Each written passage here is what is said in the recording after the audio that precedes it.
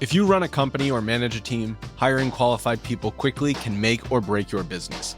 Imagine a position of need going unfilled for weeks or even months because you just can't seem to find the right candidate. When it comes to hiring, Indeed is all you need. Stop struggling to get your job post seen on other job sites. Indeed sponsored jobs help you stand out and hire fast. With sponsored jobs, your post jumps to the top of the page for your relevant candidates so you can reach the people you want faster. This makes a huge difference. According to Indeed data, sponsored jobs posted directly on Indeed have 45% more applications than non-sponsored jobs. Plus, there's no monthly subscriptions, no long-term contracts. You only pay for results on your job post. Just in the last minute that I've been talking to you, 23 hires were made on Indeed, according to Indeed data worldwide. Now that is fast. There's no need to wait any longer. Speed up your hiring right now with Indeed. Listeners will get a $75 sponsored job credit to get your jobs more visibility at Indeed.com/BWN. Go to Indeed.com/BWN right now to support this podcast. Indeed.com/BWN. Terms and conditions apply. Hi, I'm Richard Karn, and you may have seen me on TV talking about the world's #1 expandable garden hose. The brand new Pocket Hose Copperhead with Pocket Pivot is here, and it's a total game changer. Plus, your super light and ultra durable Pocket Hose Copperhead is backed with a 10-year warranty. What could be better than that? For a limited time, you can get a free Pocket Pivot and their 10-pattern sprayer with the purchase of any size Copperhead hose. Just go to getcopperhead.com. That's getcopperhead.com for your 2 free gifts with purchase. Getcopperhead.com.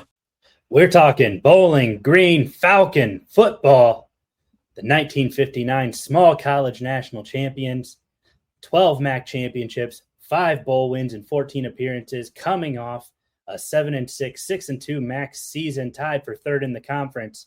We're going to find out what these Falcons do under new coach Eddie George, coming up next on the MAC Sports Connection podcast. What's up, guys? It's three-time NFL Pro Bowler, all-decade return specialist, Josh Cribbs. I want to welcome you to the MAC Sports Connection podcast, where Alex hosts all things MAC, all things football, all things sports, right here, MAC Sports Connection, baby. The Mid-American Conference best, bringing it only the great MAC to everyone.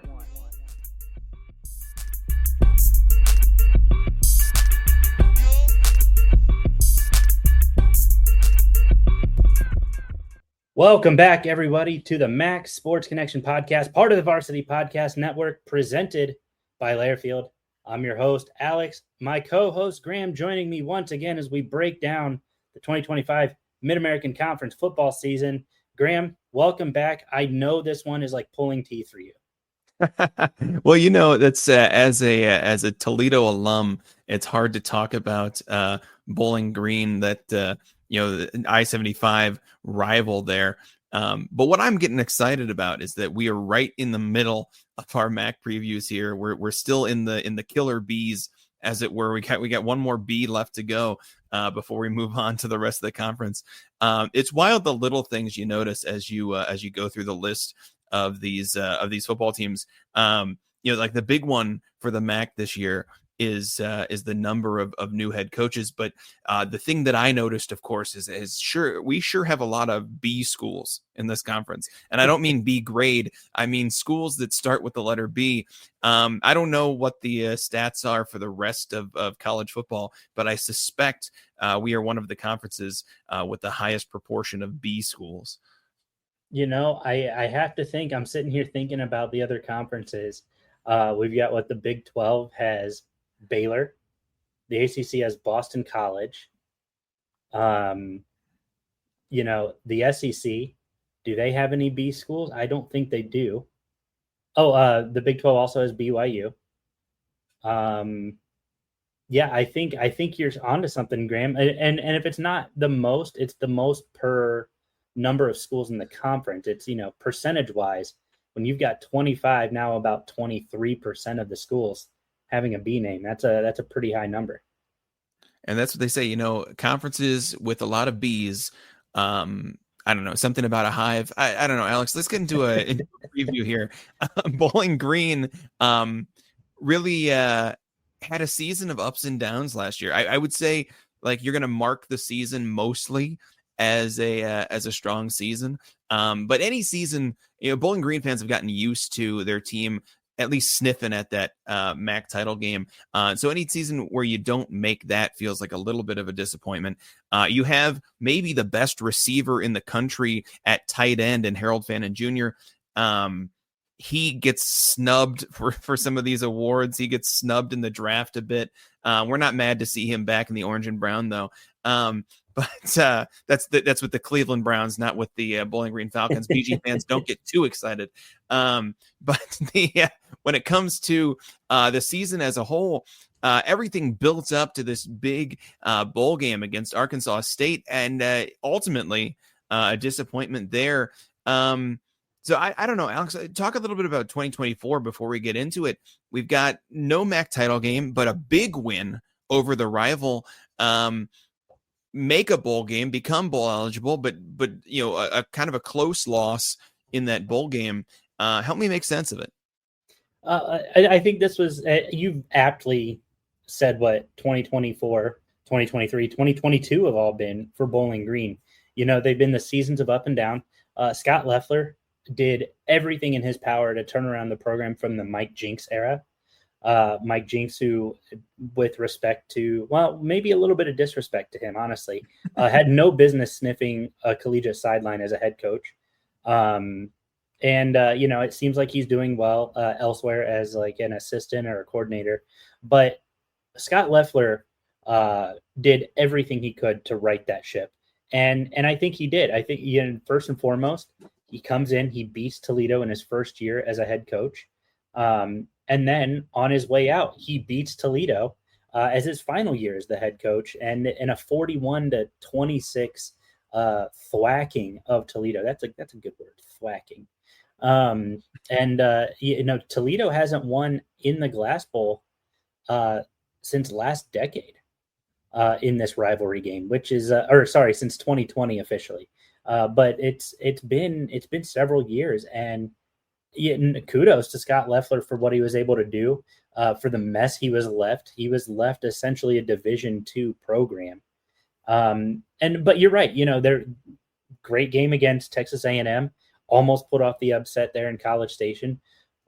Great game against Penn State, almost pulled off the upset there in Happy Valley. But it feels like that was the season of almost. Bowling Green finishing 7-6. Which, that's plus 500. You go 6-2 in conference play. That's a great conference record. But we were legitimately looking at a 10-win Bowling Green team if a few things broke their way with Texas A&M, with Penn State, and even with in their bowl game. They were less than 21 points away from being a 10-win team. So there was a lot that they were knocking on. And now you have to start over with a new coach and a bunch of new players. Yeah, and I think that's going to be the story for Bowling Green, is how do we handle this change? I mean, certainly from the outside, it looks like this has the makings of a rebuilding season. I know fans love to talk about that, not rebuilding but reloading. I'm not sure how viable that is for this Bowling Green team. But we'll see. I mean, certainly a ton of hype surrounding Eddie George, a guy coming in, for everyone in Ohio, really knowing this guy's name, a legendary player, and had some great coaching success before this. So we know Bowling Green can be a jumping off point for great coaches. And we've seen great players become great coaches recently. So there's a chance that Eddie George is kind of the savior of this Bowling Green team after Scott Loeffler's departure. But it's tough for me, Alex. I don't. Yeah. I've said this over and over again. I don't know what I don't know. Certainly Eddie George is a big name. I would never say that he doesn't know ball, but we also haven't seen him coach at the Division I level yet, especially at the in the MAC where these teams are all so close together.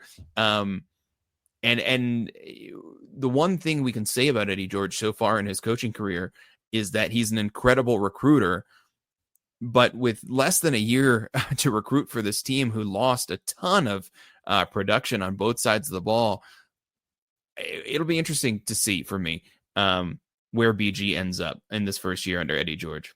Well, I think, you lose talents like Connor Bazelak, who now in Tampa Bay, fighting for a spot on the 53-man roster.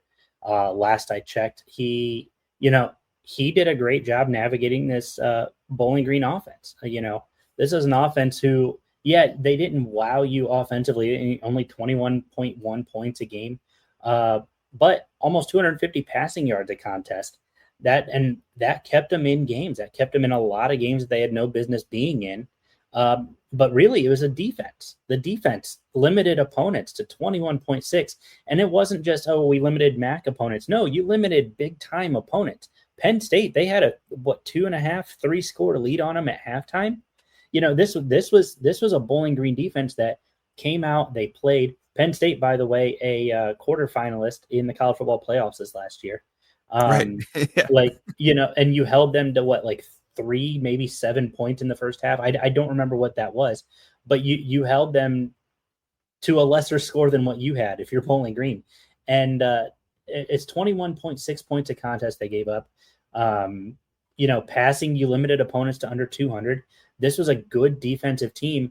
And now you've got to rebuild on both sides. Graham, you were talking kind of in the pre-show earlier about Bowling Green being one of the worst production returning teams in the country. Yeah, that's the as far as their production goes, when we compare them to the rest of the conference, the only team to return less production than Bowling Green is Ball State, who we talked about last week. But on the defensive side of the ball, there is nobody who returns less production than Bowling Green. Bowling Green returning only 45% of their production on offense, 19% on defense, 32% returning production overall. And it's going to be tough sledding for Bowling Green when it comes to finding that production. I feel like last week when we talked about Ball State, we kept saying all of their position groups are question marks, but even more so for this Bowling Green team. I think when you have larger impact players, they leave a bigger crater. Is my meteor metaphor working for you? Meteor metaphors. I like the turn of phrase there. That's right. But when you have that bigger hole to fill, the question mark becomes even bigger. Who is going to fill that hole? How are they going to fill that hole? And I think the obvious answer for most teams is you can't. But we'll see who steps up for Bowling Green. You talked about Connor Bazelak in Tampa Bay, kind of fighting for a spot there. He did a great job leading this Bowling Green offense last year. Of course, he had some talented players around him. This year, presumptive starter looks to be Drew Pine. Is that what we're thinking? That's what it's looking like. I mean, and for good reason, right? Drew Pine, transferring in from 3 different high-level D1 programs, Notre Dame, Arizona State, Missouri, 2 of those who were college football playoff teams a year ago. Feel like that's going to be a fun talking point as we go through the season. But I really like what he brings to the table. He has most of his experience at Notre Dame. He had 2,000 yards and 22 touchdowns back in 2022. This is a kid who I think could really lead this offense. Didn't do much at Arizona State. Also only played 2 or 3 games at Arizona State. So he got injured. I think that's going to be the big thing, keeping him healthy. But if he's not the guy, you've got Lucian Anderson. He had 2 touchdowns kind of in designed runs a year ago. And then Hunter Nab, he's another transfer. These are guys, this is a quarterback room that is rebuilding entirely, almost from the ground up. Camden Orth transferred out to Chattanooga. That's another Bowling Green name people know. Camden North played in some big time moments for the Falcons. He's off to FCS Chattanooga now. So this is a new look quarterback room. Well, and we talk about Drew Pine there. This is a guy who I don't know if you remember 2022 at Notre Dame, who was looking to do some good things at Notre Dame, but this is a Notre Dame Irish program that just wasn't getting their wins in 2022. And so he gets replaced there. And he chooses to move on rather than stay and try and fight for that starter spot back at Notre Dame. Some struggles at Arizona State, mostly from injury, not necessarily from poor play. But then we see him transfer to Missouri last year and nothing at Missouri. So the question mark here is we saw a young, talented Drew Pine at Notre Dame in 2022, a guy who just couldn't quite convert talent to wins. It'll be interesting to see how he plays in the MAC, but certainly this is a talented quarterback to come in and take over the helm of the Falcons offense. I'm not sure what we're going to see here. I think I'm going to say I'm not sure 1,000 times in this episode because I'm just not sure. This is a Bowling Green team that we don't know where everything's going to come from. I feel like despite not having seen Drew Pine really play in 2 years, he might be the most sure thing on this offense. That's I don't entirely disagree with you. I think that there's some sure things here in the backfield, but it's going to be really interesting to see how Drew Pine gels with this offense and under a new system, under a new coach, with a whole new offense. Like this, there's a lot of question marks. You mentioned, I'm not sure being your phrase of the show. I think that's the phrase of the transfer portal era is I'm not sure. And that's especially true in the Mid-American Conference where the talented guys either graduate and get drafted or they transfer out and go play at a Power 4 program. So there's a lot of not sure in the Mid-American Conference this year. But again, Drew Pine, the presumptive starter, I think he's the guy who's going to get the snaps. From everything that I've heard, he's been looking really good he looked really good in spring camp. And the expectation is that he's going to lead this Falcons quarterback room and this offense. But kind of talking about that offense, a couple names that you guys are going to recognize, Jason Patterson coming back. He rushed for just under 100 times. He ran for 99 times for 426 yards and 5 touchdowns. He caught 12 passes and a score. You've got Jamal Johnson coming back, 26 rushes, $188 and a touchdown. And then Passan Wimberly. This is a guy who got hurt in the spring of 24, didn't have a chance to participate in the season at all. You lose Terrion Stewart. And I think that is a massive cog in an offense. We talked about Connor Bazelak moving on. Terrion Stewart being another guy that you lose. Massive, massive losses at two of the most important positions on the offensive side of the ball. But these are the guys I think who replace them. And I'm excited about Jamal Johnson getting a chance at that lead running back spot. Yeah, I mean, it'll be interesting here. This running back room also kind of up in the air. Jason Patterson was the secondary back last year in this room, and there's no guarantee that he's going to be the guy this year. I think we all assume that he'll be the guy this year, but there's no guarantee. And you're right, Jamal Johnson is interesting. Again, is this guy going to be the guy? I suspect that running back for Bowling Green this year is going to be more by committee than anything else. I think we're going to see at least these two guys, at least Jamal Johnson and Jason Patterson, carry the ball a bunch for them. You talked about Wimberly, and there's a question mark there about injury recovery and where we're at. This is a room that could easily be 3 running backs, but I think definitely 2 running backs. Yeah, I like, I like it if Eddie George, who, if you haven't been living under a rock for the last 35 years of your life, he was a prolific running back. So he's going to have a hand in kind of crafting these guys and saying, "Hey, this is what the expectation is." And I'm excited for that. I think, and we'll get to the offensive line here in a minute. If this offensive line can recover from the losses that they had and be a quality offensive line, watch out for these guys to really not have breakout seasons, but to be a force to deal with in the conference, especially when you got a guy like Eddie George, known for his abilities at running back, coaching them and walking them through some of the nuances of being a Division I running back. Now, as far as pass catchers go, a couple of these guys in the backfield are decent pass catchers. Mm-hmm. But when we talk about the receivers and then the tight ends, last year it's no surprise Harold Fannin Jr. Soaks up the bulk of the targets. At the wide receiver position, we have several guys who are big play type receivers. We know they can make big plays. There's nobody at the in that wide receiver room right now who has been a volume type receiver. And certainly Bowling Green is going to need that this year. So it'll be interesting to see who steps up and catches the bulk of the passes, whether that's Malcolm Johnson Jr., who had that long touchdown catch against Kent State last year. Couple of transfers here.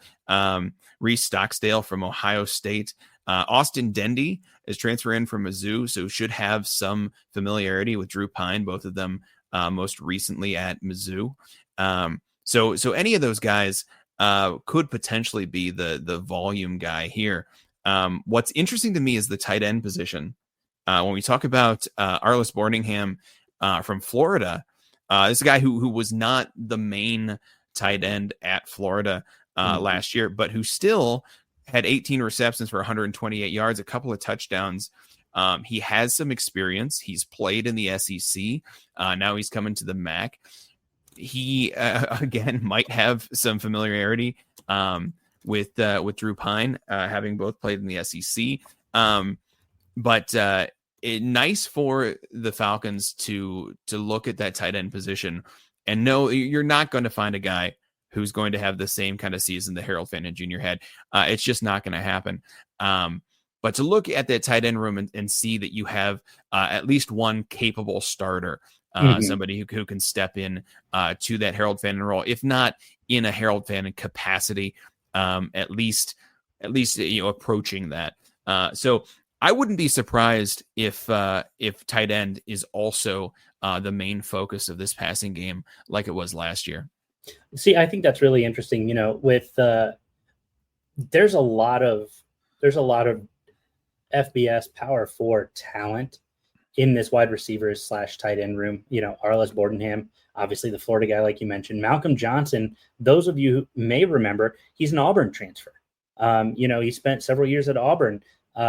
Didn't have great years, wasn't like a superstar by any means, but he still comes from an Auburn program. Like, he saw those reps. He saw SEC opponents. He still had touchdowns. He still had catches. So this is a guy who I think could really kind of push and ultimately be the lead guy. He had his quote unquote breakout year a year ago. He played all 13 games, had 570 yards, that 50-yard catch against Kent State, like you mentioned. Reese Stockdale, another, coming in from a national championship caliber program. And then Austin Denty, again, from Mizzou, another SEC. This is a very, very potentially talented wide receiver room. And then, you've got Ocean Brads, the redshirt freshman, and then Blaine Cleaver coming in at tight end from Army. That, I will say, you need a lot of guys to replace a Harold Fannin Jr. caliber player.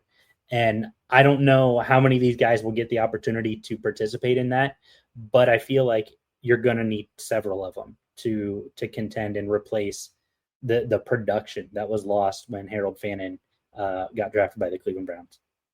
Now, one of the big knocks on Fannin, and I'm not sure it's fair, this is a Bowling Green offense that really had to go through him last year. He just too talented not to put the ball in his hands. But one of the big knocks on Fannin last year was that he wasn't much of a blocker. When we talk about the blocking up front for Bowling Green, I don't know that the tight end is going to contribute as much as maybe some people are hoping. But this offensive line, again, I mean that's the story of Bowling Green is just no returning production. We talk about the offensive line. They lost 3-4 starters from the offensive line last year. Yeah, 3 big key starters that were massive to the success of this offense last year. So similar to how we are, we're talking about these other position groups on offense.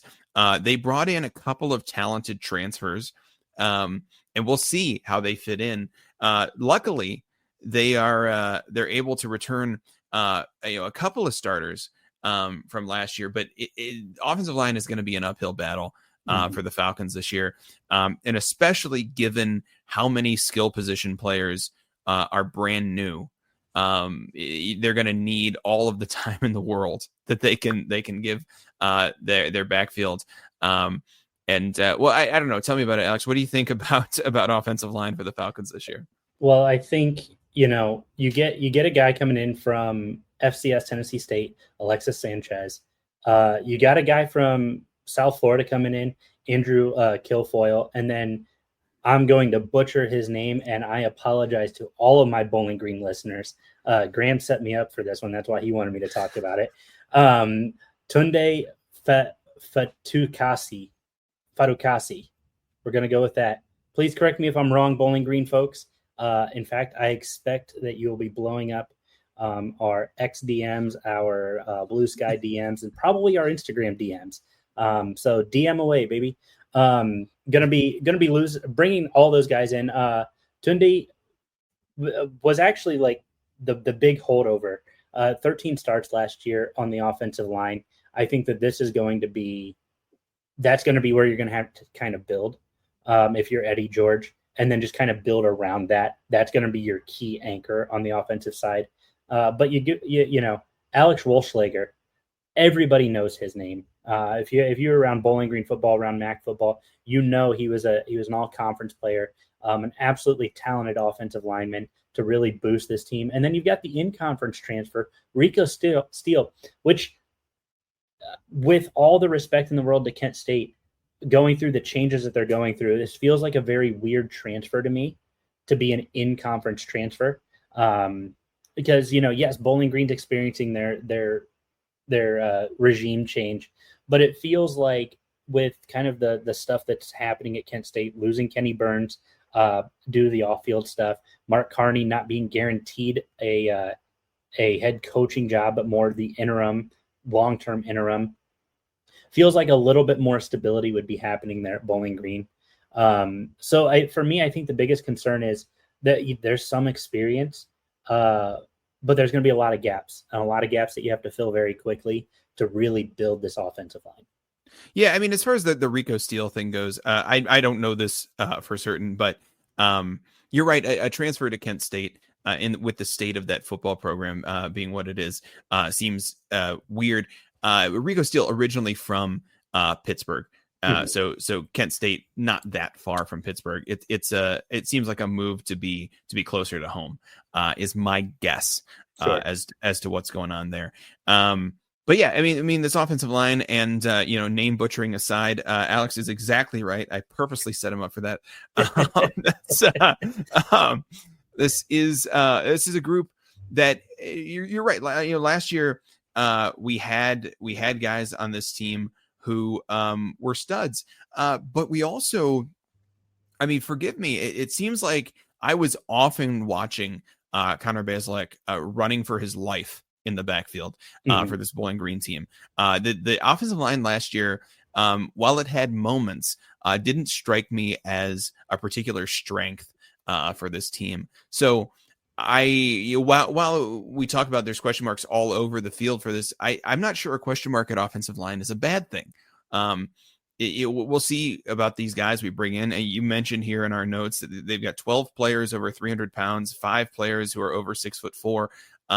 So we at least have some big guys on the offensive line. We'll see if that translates to some real pass protection or some real run blocking here. It would be nice to see a strong offensive line unit at Bowling Green this year. One of those positions that the MAC seems to have a hard time with, at least with recruiting wise. That's not a lot of MAC programs with super strong offensive lines. Yeah, that's and I think you're spot on with that. Notable exceptions in the history of the conference, of course, but just has always been, and I think that's what's been, minus a few other things, but I think that's always been one of the things that's made it tough for MAC programs to compete with some of the Power 4 programs. It's always been the offense and defensive line, just guys not big enough, or maybe just a hair not as strong, or maybe a step behind, and that makes or breaks a football game. Kind of, I guess, speaking on the defensive line, more losses. Surprise, surprise. Here we are. Joe Shimko transferred to Lafayette. Marcus Moore Jr. transferring to Purdue. Devontae Miles down to South Carolina. Big losses on this offense, or this defensive line, not the offensive line. We've already talked about them, but the defensive line, several big losses. You do get Ali Saad back. You get Devon Ferguson, Washington State transfer, Humphrey Grace, Eric Dunn, Devin Grant, Arik George coming in from Tennessee State. But with a lot of these transfers, we don't have much. We don't know what they're able to do. We know Ali Saad comes back, 5.5 sacks a year ago. And I think having a little bit of that continuity is nice for Bowling Green. But again, a lot of building around a piece that was familiar with the program and adding to that to try to make it better. Yeah, I mean, this is a defensive line who last year did a pretty decent job, at least within the conference. This Bowling Green defense as a whole last year was pretty darn good, only allowing 21.6 points per game, and allowing a total of 331 yards per game. So a defense that not necessarily lights out defense, but a defense who was very good, especially in the conference. And if you watched that Toledo game, a defense who could be incredible when it came down to it. So marked by inconsistent play, but a good defense in general. It starts with that defensive line. It starts with a pass rush. You mentioned Ali Saad, who had this 5.5 sacks last year. Nice to have some returning production there, and nice to have somebody who can rush the passer a little bit. But yeah, I mean, it's the additions, it's the transfers here. Only 19% returning production on defense. We need to see where that production is going to come from. Some of it's got to come from up front. Hopefully, a prolific pass rush starting the year for the Falcons. But hard to tell where that defensive production is going to come from. Certainly, I think we expect the bulk of the tackles to come from the linebacker position. But again, we're talking about key losses all over the place. Joe Sipp had 79 tackles last year. That's 6 tackles per game, 11.5 tackles for loss. He was first team All MAC. He's gone to Kansas, which, of course, we wish him the best there. But I think Bowling Green folks are going to be wishing he wasn't in Kansas anymore, and at least back in the orange and brown, because hard to tell where the linebacking production is going to come from. Well, I think you're going to have to start with Miles Bradley. In our notes, I had erroneously had a different player. I was going back and forth between comparing rosters from yesteryear and this year, and I mistakenly put a player from last year. But I think you're going to have to look at Miles Bradley, the sophomore. He had 21 tackles last year. This is going to be a guy who I think, again, you're going to have to anchor this defense around guys who know the system, who know the conference. But you can't rely solely on them. And so what did Eddie George do? he's bringing in more transfer. Jordan Porter, we don't have much on him, but we do have Gideon Lamprin, the Dayton transfer, an FCS All-American last year. I think if you're going to bring up a guy from the FCS level, bringing up an All-American is a good place to start. 98 tackles, 6.5 sacks, 23.5 tackles for loss in 2024. And I think it's going to be Miles Bradley and Gideon Lamprin who are going to be anchoring this this defensive backfield, or this defensive, linebacking unit. I really, really like what they have here. This is a solid get for Eddie George to bring Gideon Lamprin on, but I'm worried about the depth behind them. There's a lot of question marks there. Gideon Lamprin feels like almost an upgrade over Joseph. Yeah. I know how much Bowling Green fans love Joseph, so I'm not going to say that he's an upgrade outright, but he has the stats. He had the stats at Dayton to make you think that this could be a plug and play opportunity. You look to Miles Bradley for that stability in the linebacking unit, but I think Gideon Lamprin is going to be the star of this unit coming up this next year. And Bowling Green needs it. You mentioned you've got concerns about linebacking depth. I mean, we've concerns about linebacking depth. We have concerns about defensive line depth. When we get into the secondary here, we have concerns about secondary depth. So there's concerns all over the board about the depth of this defensive unit. I don't know that we're that concerned about the starters. It seems like Bowling Green has done a decent enough job reloading the starters across defense. But it's interesting to note that it seems like a lot of guys left and fewer guys came in. And so it'll be interesting to see how Bowling Green and how Coach Eddie George address that sort of loss on the defensive side. Well, and I think you got to look at who, kind of going off your point about plug and play, who can contribute immediately at corner. I think it's Jalen McClendon, the Tennessee State transfer. He had 66 tackles a year ago, 15 pass breakups, which if, everybody who wants to talk about, we didn't have, as many interceptions, you had just one interception. Pass breakups, I think, are almost as valuable of a stat because it means they didn't complete the pass. It means they didn't advance the ball. Sure, you want the interception every time. Pass breakups are just as important, and I think 15 pass breakups last year, that means they were throwing towards him a lot, and they weren't completing as much as they would have liked. So I think there's a lot of value in that. And then JoJo Johnson, the Indiana transfer, 13 tackles a year ago. And then MJ Cannon, the Illinois State transfer, he had 83 tackles a year ago, 3 interceptions, and 13 pass breakups. You're replacing 12 interceptions from this Bowling Green unit a year ago, and I think you've got, at least between Jalen McClendon and MJ Cannon, you've got the people who can kind of get some of those back for you. They've got the pass breakups. Now they just got to get the interceptions. Yeah, and it's when you talk about passes defense, that combo stat of interceptions and breakups, both of these guys, Cannon and McClendon, have 16 pass breakups each last year. So these are guys who can step in. Now, you mentioned Bowling Green had 12 interceptions as a team last year. And when we look at interceptions as a team, it's such a big play. As much as you just said that pass breakups are important, the interception is such a big play. It's a turnover. Not only is it a stop for your defense, but it's a start for your offense. And so those two things happening there make interceptions infinitely valuable. And this Bowling Green defensive secondary last year was so good at getting those turnovers. It's going to be interesting to see if they can make that happen. Nobody on this Bowling Green team is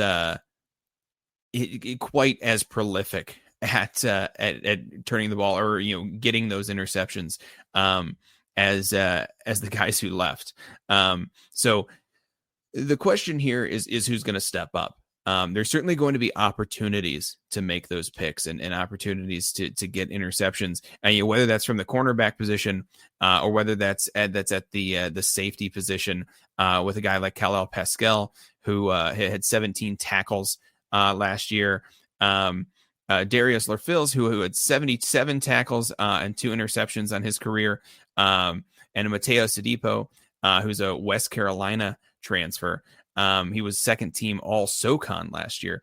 So all these guys have an opportunity. But again, we're coming back to that. We just don't know. And so when it comes to interceptions, it'll be interesting to see if Bowling Green can replace the guys they lost, the production that they've lost in terms of getting those turnovers. I don't know that it's there. I mean, when I look at this list of starters in the defensive secondary, I see a ton of talent, and I see a ton of guys who can lock down when needed and who can make tackles as needed, and that's great for a secondary. I don't see a ton of ball hawks. No, that's fair. I mean, it's also, again, you talked about how hard it is to replace Harold Fannin on the offensive side. It's really hard to replace a Jordan Oladukin on the defensive side. It's really hard to replace Ja'Cory Benjamin. It's really hard to replace Todd Bumpus. And that's just one of them in any given year. Now you have to replace all 3 of them. These guys were excellent in the Bowling Green defensive backfield. And to replace all of them is a tall, tall task. Yeah, and we'll see where that comes from. But I think that's the takeaway here. You mentioned at the top of the show, only 19% returning production for Bowling Green's defense this year. That means 81% of last year's production is going to have to come from elsewhere in order to match last year's output on this defense. I'm not sure that it's fair to expect that from the defense this year. I think what we're looking at this year is a team who is far more balanced than last year. Last year had a couple of stars on both sides of the line. This year, it seems like this team is way more balanced. Not a ton of stars out there, but way more balanced in terms of talent across the team. And so, I think that makes for a team who is ready to step up when the time is needed. But we'll see. Maybe some of these guys do become just absolute studs within the conference by the end of the year. Be exciting to see. We're going to move on to the football schedule and do our quick breakdown there. But before we do that, just wanted to make sure you guys have downloaded the Varsity app by Lairfield. It's free to download in the Apple App Store and Google Play Store. With the Varsity app, you can listen live to your favorite Division I college teams, hear calls from voices across the MAC, Big Ten, SEC, Mountain West, and more. Make sure you guys sign up, sign in, save your favorite schools, sports, and content for easy access. You're also going to find hundreds of incredible podcasts through the Varsity Podcast Network, including fan favorites such as yours truly, the Mac Sports Connection podcast, Group of Five Guys podcast, the Sickos Committee podcast, and many more. So make sure you download the Varsity app for free. Start listening to the calls and the podcast. Bring your favorite teams to life. Graham, we have, a potentially exciting season ahead for the Bowling Green Falcons. We talked about the players. We talked about what they can do, what they can't do. Let's get into the schedule. Yeah, absolutely. Starting off this year, we start up against Lafayette. This is starting the year at home. Always feels nice. And Lafayette, FCS team. This one, I don't think we have to spend that much time on. This feels like a win for Bowling Green. I think you're right there with the win. They're going to be honoring Eddie George, his first game as the head coach for Bowling Green. So it's a good kind of kickoff. Doit Perry is going to be rocking for this game, but also Urban Meyer's coming home. Urban Meyer will be back. They're going to be honoring him for his College Football Hall of Fame induction.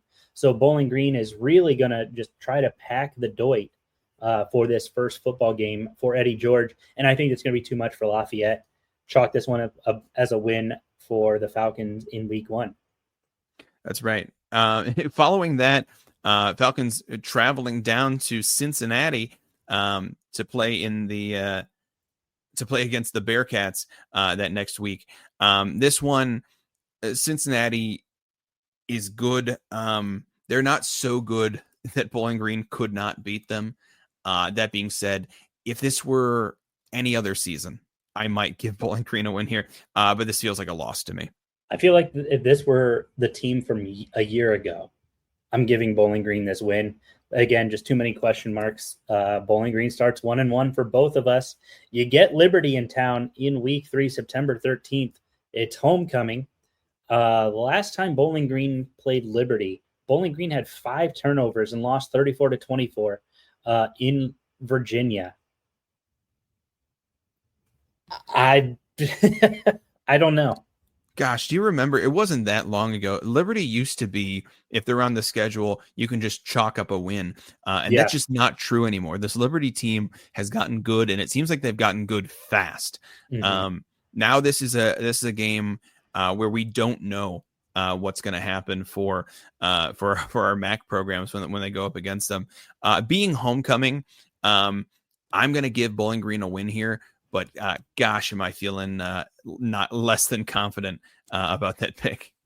I think Liberty takes a little bit of a step back this year. They've lost a lot of that talent over the last 2 years from that Fiesta Bowl team that took on Oregon. They flamed out a little bit late in the season last year. No pun intended to the Liberty Flame. I think Bowling Green gets the win. It's homecoming. You bounce back from a tough road game at Cincinnati. You're not traveling. You're in the confines of the Doit.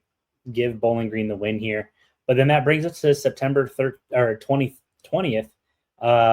Bowling Green travels down to Louisville, another Power 5 program.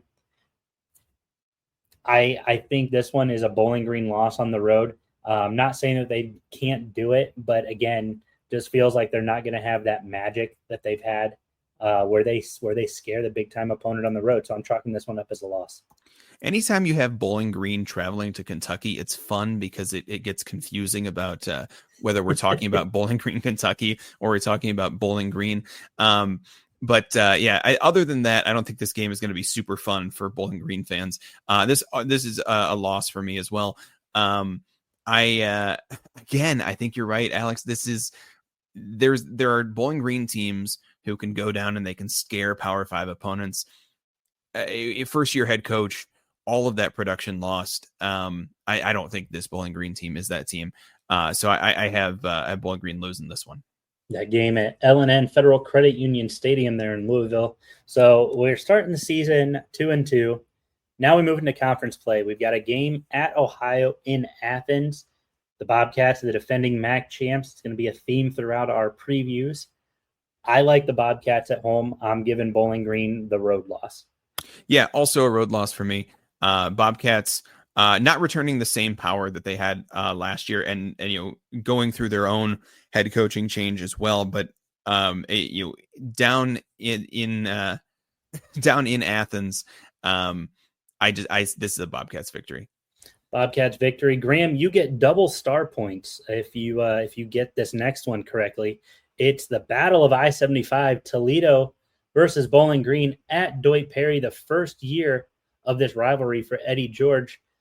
Toledo leads the all-time series 43, 42, and 4, 89. So this will be the 90th meeting between these two programs. Bowling Green's won. Well, they've won 3 since 2019. Toledo's won 3 since 2019 after Toledo went on a 9-game win streak in the series to take the all-time lead again. What do you think? We haven't hit our Toledo preview yet. I know we're both biased towards the Rockets being alumni, but try to give me an unbiased opinion here, Graham. So, you mentioned we haven't done our Toledo preview yet. When we do our Toledo preview, I think this pick gets a little more clear. But this game would be easier to pick if it were in Toledo. I think it'd be easier to pick for me. The fact that it's in Bowling Green does change things. You're right. Doit Perry will be rocking. This will be a game that folks are going to come out for. That being said, Toledo, as compared to Bowling Green, Toledo is the team in the MAC who's returning the most production. This is a team who last year didn't do what they wanted to do. And this year they have enough guys coming back that they can use that as a motivating factor. I don't see the Rockets dropping this one. It's a rivalry game. Anything can happen. But I'm going to put this as a Bowling Green loss. Wow. Okay. Bowling Green loss. Man, let's take off the Toledo blinders here for a second. This one's a Bowling Green loss. I'm not going to talk about it too much more, but I'm also going to chop this one up as a loss. Jason Candle, I think, starting to turn that corner as a coach. He's starting to figure out the wins that he needs to pick up. He's tied with Gary Pinkel for all-time wins. This could be a really good season for Toledo. We'll hit Toledo on our season preview then. I think this is a close one. I do think this is going to be a one-score game, but I think Toledo gets the win on the road and extends their road win streak over the Falcons. Central Michigan at BG. This is part of Bowling Green's major homestand on the season. 2 games in a row at Bowling Green. It's a little bit of a joke, but Central Michigan coming into Bowling Green on October 18th. This one, I think.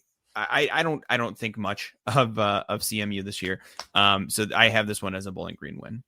I've got this one as a Falcons win as well.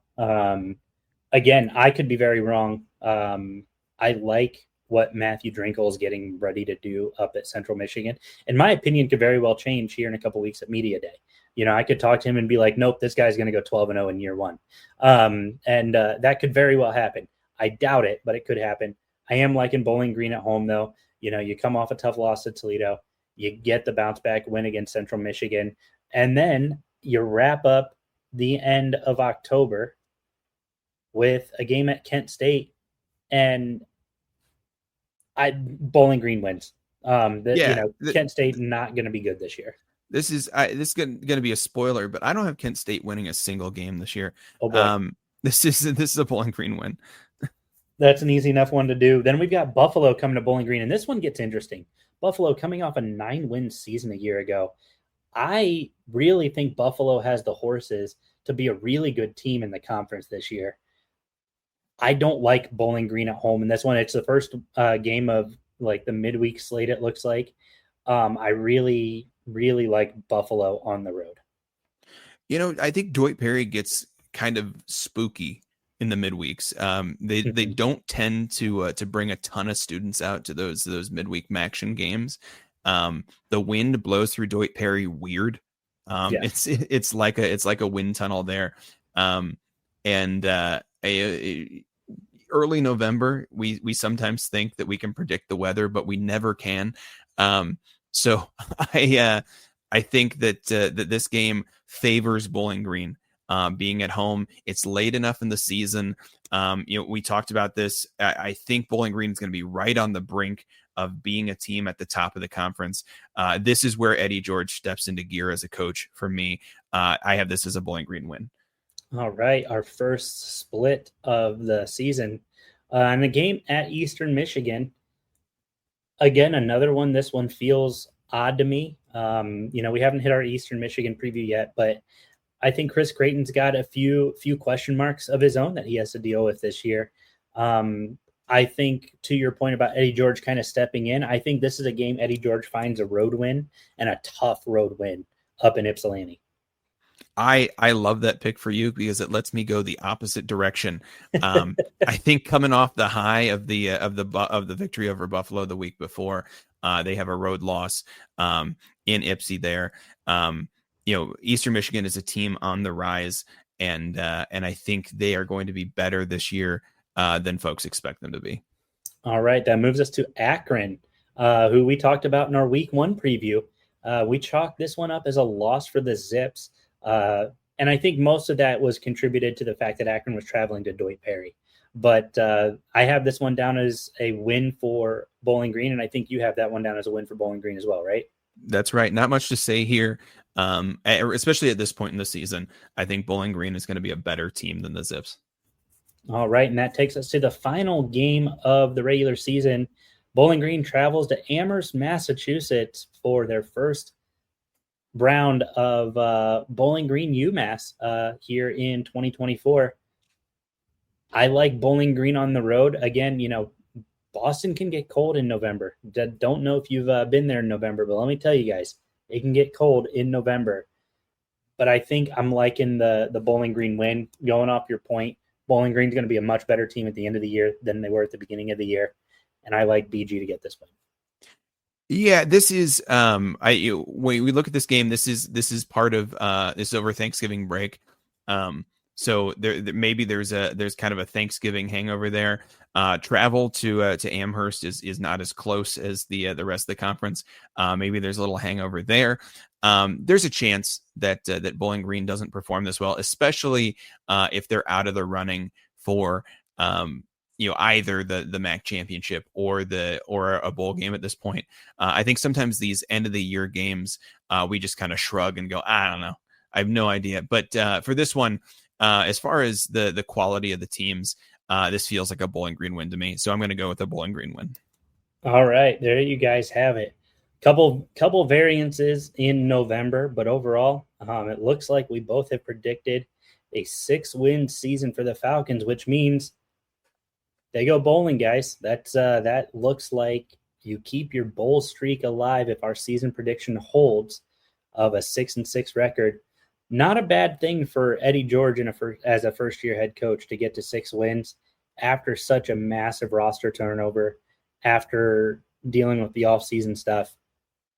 If you're a Bowling Green fan, I think you could be pretty okay with a 6-6 and going bowling season.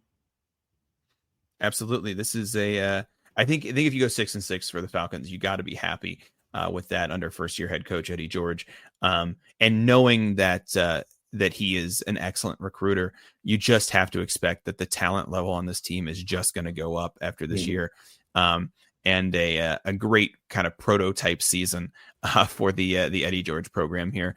I expect big things from the Falcons, maybe just not this year. There you guys have it. Well, thank you guys so much for tuning in. That is our Bowling Green preview. The last of the Bs, the Buffalo Bulls, will be coming up next week, and we'll be breaking down Pete Lembo's squad, see what they can do in year 2 after a great 9-4 campaign a year ago.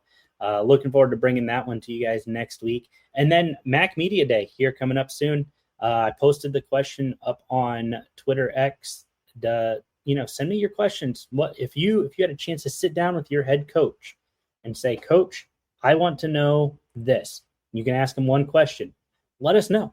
We're going to be at Media Day, going to be taking some time to do some interviews with the coaches. My goal is to at least interview all the new coaches in the conference at Media Day this year to try to get you guys some fresh perspective. Goals to hit up UMass, Ball State, Bowling Green, Ohio, Central Michigan. Just a lot of opportunity here to talk to some great new coaches and see what we can bring to the table for you guys. So thank you for tuning in. We appreciate the love and support. Make sure you guys hit like, subscribe, share, and go check us out on all of our socials, Twitter X, Blue Sky, Instagram, TikTok, Facebook, at the Mac Sports Connection podcast. Again, we appreciate the love and support. Thank you guys so much for tuning in, and we will see you next week as we break down the Buffalo Bulls.